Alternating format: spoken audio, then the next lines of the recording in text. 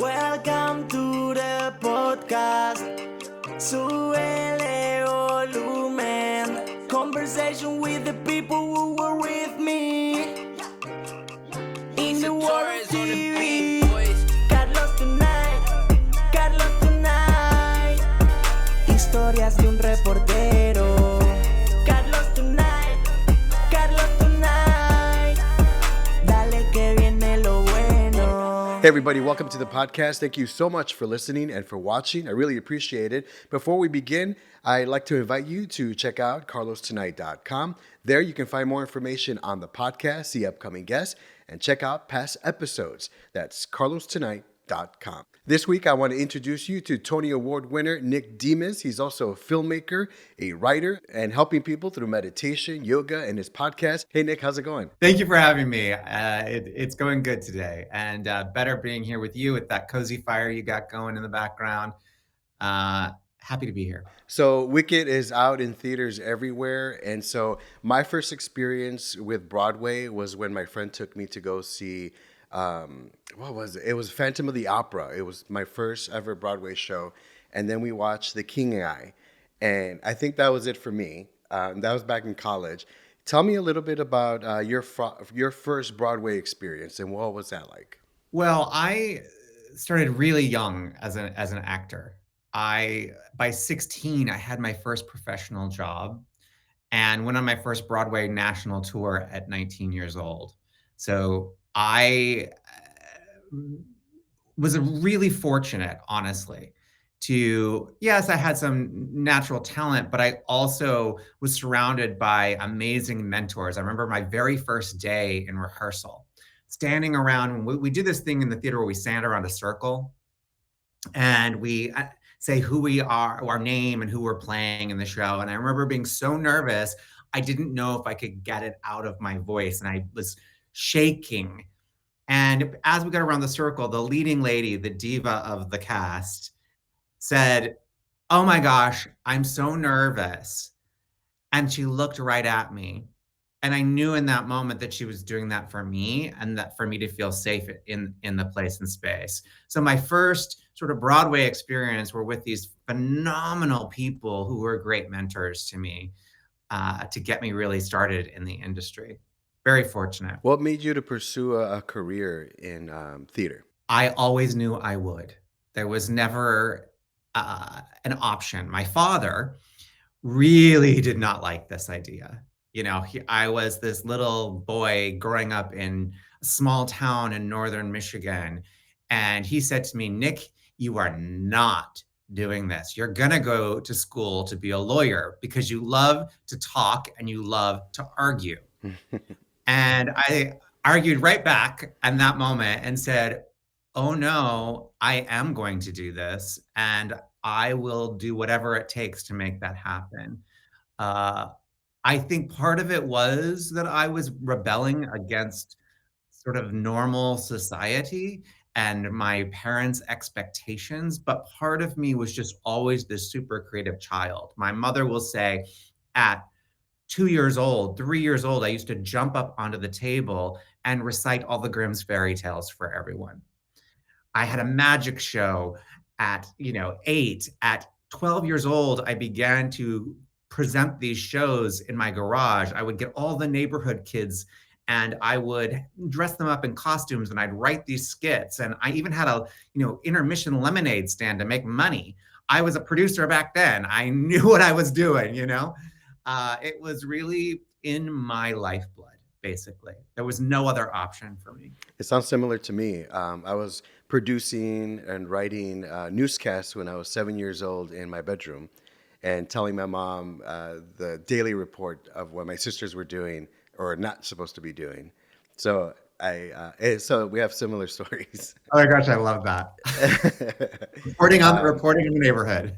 Exactly. And the kids out in the neighborhood, they would come and say, "Hey, can Carlos come out and play?"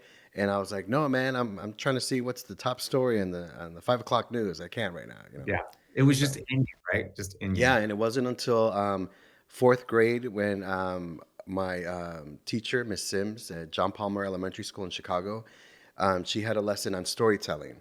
And so she would start the class with "Once upon a time, dot dot dot," and then we would have to finish the story or create our own stories. And that's where my passion of storytelling began. How about you? I would say those early days, and there's a teacher, Mrs. Olson, in the 6th grade. We were standing in line like, we did back then. We used to have to stand in line, right? And along the hallway, and she came up to me and she pulled me out of the line and she whispered with her big blue eyes staring at me, and she said, "You're going to write the musical." And I I looked at her kind of funny, and she said, "Nick, you're gonna write the musical." And, there was something in that moment of her having this belief or this trust in me that I didn't quite yet see in myself that was so powerful that I fell in love immediately, not only with her, I was, like, in love with Mrs. Olson, but also with this process of creation, of creating a musical. She sparked something in me.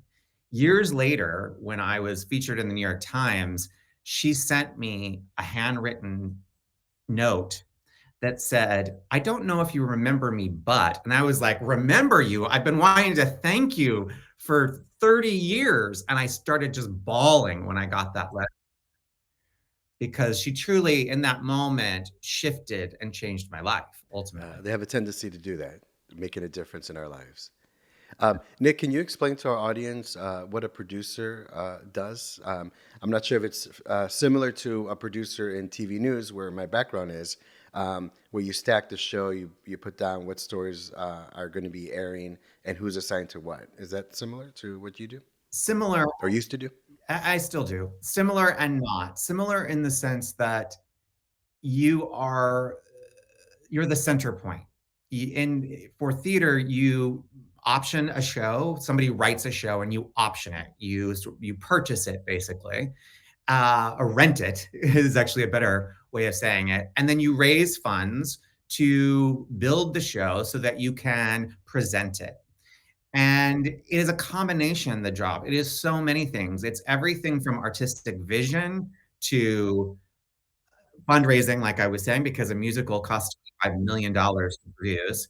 It's marketing, it's casting, it's hiring the director. It's an all encompassing job, basically. Every aspect of the theater, you kind of have to have at least a little bit of knowledge in. That's what I say to people. I'm always been the one who's been the what's that saying? Jack of all trades, master of none is like a perfect producer job because I needed to know a little bit about absolutely everything, but I didn't need to be the one who was the super talented writer or the super talented director or the super talented actor. I was kind of that person who had such a love that I always had this desire to understand every aspect. And that's really what a producer has to do and is understand and know every aspect of the theater. And how cool that you were recognized for your work. Tell us about that experience and what was it like being at the Tonys? Yeah, the Tonys are interesting because they're not what you think when you see them on TV. They're very long, to be perfectly honest. You have to get there at like 4 in the afternoon and you can't leave and you can't go to the bathroom or you have to have a seat filler. I mean, like it's a whole thing. It's not as glamorous as it looks, to be perfectly blunt, but it is still such an honor, right, to have that recognition. I was sitting there, and this kind of well, I was sitting there in the audience, and Bernadette Peters was the presenter for the award, and it's the last award of the night, by the way, best musical. So I've been sitting there, and I kind of have to pee, to be honest. I've been sitting there for hours and hours and hours, holding it. Bernadette Peters comes up. She's got the envelope in her hands, and she says, "And the winner is," and she took this big long pause, and I was like, "Come on, come on!" And she opened the envelope and she said, "Memphis," which was the name of the show that I was a producer on. And the team stood up. Everyone's hugging each other, jumping up and down. And I had this moment where I wasn't actually happy. I wasn't actually elated. I had my first thought, honestly, was, "Phew. Oh, thank God, because now my investors are gonna get their money back." That was the first thought that I had. The second thought was, "This is it? This isn't how this is supposed to feel." I mean, I had been practicing since I was 12 with the hairbrush, with the microphone of giving the acceptance speech. This wasn't how this was supposed to feel, and they say it's like an out of body experience, and it is. I was like walking up to the stage in slow motion, and these were the thoughts that were going through my head. "I'm not sure that this is how I wanna feel. This isn't really it." I get you're up there, and then that's the moment where I had this realization of me needing to do a bit of more of inner work on myself. Like, what's going on here? You're 37 years old. You've been chasing a dream. You reach the pinnacle of success and you're feeling empty. What's going on here? And that's when I went into therapy and yoga and meditation and all these other aspects that became a later part of my business and my mentoring of other people, because the mistake that I made was I was so single focused and driven, which honestly, of course, served me in many ways in my career, but it didn't serve me in my life. I didn't have a successful relationship. The house of cards sort of fell that day. While it was like the most joyous and exuberant and incredible experience to be honored, everything fell after that. Wow. That's similar to uh, kind of me and my career. I did it for a very long time. I won the awards and all that stuff. Um, and it got to the point where I wasn't having fun anymore. And so I decided, Yeah. it's time for a second act. It's time, time to do something else. Um, and were there signs leading up to Oh, you of trying to? course. Yeah. But I was ignoring those signs. That's not Okay. what's that how the brick falls on your head and then the wall and before the whole house tumbles down, the house had to tumble. I was so determined to be a success, to be the best little boy in the entire world, to prove myself to my father, all of those cliches. I was the utter cliche at the end of the day, which was painful to learn about yourself. So was it hard for you to kind of, in a sense, let go of that life to pursue something else that makes you happier, like coaching and whatnot? I I think that uh, yes, there was a part of my identity that was so wrapped into it, and I didn't know anything else. If you think that my first professional job, I was 16. I I only went to college for a year. I was a dropout and went on a national tour. I didn't know anything else.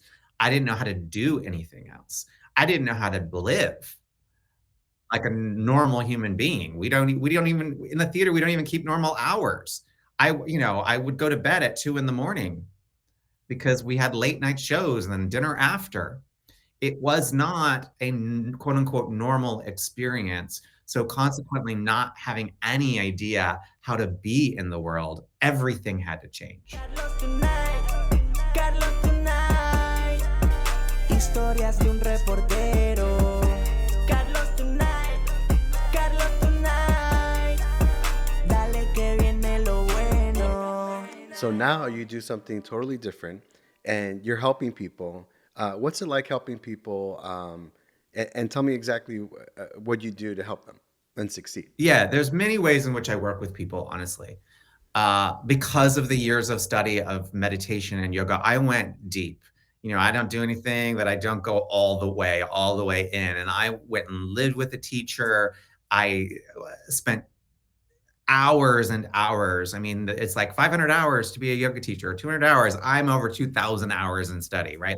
Like I dove in and began to bring those processes and the creativity into a business. Ultimately, I began coaching people. First, it was for free. I was just sort of mentoring people because one of the great things about having a hit is that you have income coming in, right? So I began to at first for free, and then that led to me coaching professionally. And really, I mentor people to dive into their true story, into their story, and how to share that story. And that may be in speaking on stages. I help people do keynote talks using their story. I help people craft their story for film, for documentaries, for theater shows. So it's not that I'm not still producing theater. I am. It's just sort of in a new way where I'm more of the consultant and the mentor rather than the producer who's running around making sure everything's happening. Wow. So you keep pretty busy. Yes, that's an understatement. How do you find time? I know you've done, is it 3 films? I have done 3 films, 2 documentaries, and a narrative short, yeah. Yeah, you know, the great thing about a documentary is that it takes quite some time. Documentaries can take 3, 5, 10 years to create. So you in a documentary, you shoot a little bit. Well, let me say it. You raise some money, then you shoot a little bit, you run out of money, you raise some more money, you shoot a little bit, you find the story as you go often. It shifts and evolves. And so it's not as intense of a period. So it really has worked well with my coaching documentary filmmaking because I get to coach during the day and sort of do that at night in a way. It's not that literal, but that idea. Um, and I think that all the work that I did as a yogi, in therapy, all that work has really informed those documentaries in a way that if I hadn't done that work, I wouldn't be that type of artist today. I wouldn't be able to ask the right questions of people, to dive in and dig into the sort of human nature and the human spirit. What is one of the films that you make that you're most proud of? Mm. Which one am I most proud of? Is that what you're asking? Hmm. Uh-huh. There's a film that's about to come out, about to be released, called Body Electric, that is a documentary about body image in the LGBTQ community. I think the reason I'm most proud of it is it's a personal doc, and I tell a bit of my story as well, which again, that would never have happened, before in the before times, I call them. Wouldn't have happened in the before times. Uh, and I'm proud of it because not only am I sharing my story, and it's a story of why I was the best little boy in the world, and sort of it breaks apart my shame as a little gay boy, a little gay child in northern Michigan, and the abuse that both sexual and physical abuse that I went through, and why I then ran, basically, why I moved to New York and why I was so driven. It unpacks that, but in a much larger context. So it's not just about me. It really is about how the LGBTQ community relates to each other and relates to the world in general, and how society and the othering affects us and our relationship with our bodies. Awesome. That sounds very interesting. Was it kind of scary to kind of open the door into your life and to share it with the world? Yeah. Yes, it was. It's vulnerable. At the end of the day, that's the reality of it. I remember sitting in my interview and the producer was throwing me questions, right? Rather than I had been interviewing people. And I was playing with my coffee cup and I was sort of looking down, and I had this moment where I had the choice to make. If I either needed to be fully honest and real here and raw, or the film wasn't going to be good. And how was I to ask others to open, to be that open, to be that real, to be that vulnerable, to share their stories if I wasn't willing to do that? And that was the turning point moment. And I just remember looking up at the camera, taking a deep breath and saying, "Okay, Gio, my producer, let's go." And it really was that choice. Well, kudos to you. Thank you. So tell us a little bit about where we can find you on social media, how we can connect with you, and maybe start working with you. Yeah. So the best way to find me is at the Nick Demus, NICKDEMOS, .com. That's my website, or on all the socials, Instagram, Facebook, LinkedIn. I'm at the Nick Demus. Has to be the, because are you ready for this? There is no Nick Demus. But when I first decided to go to my website, put up a website, it was taken. And so I called the person who had it and said, nobody's used this for years. And they said, oh, I'm saving it for my unborn child. Nice. They wouldn't sell it to me. There's still nobody there 15 years later, but they won't sell it to me. So I am the Nick Demus. Gotcha. Okay, cool. That's easy. And then your film, and when's that going to come out? When can we expect it? The film's called Body Electric, and it'll be out this spring. Awesome. Can't wait to see it. Thank you. Nick, thanks so much for hanging out with me today. I appreciate it. Good luck with everything. God bless you. Thank you, Carlos. In the world TV, Carlos tonight, historias de un reportero. And that's all the time we have. Thanks so much for listening and for watching. Remember, you can check me out at carlostonight.com. Dale que viene lo bueno.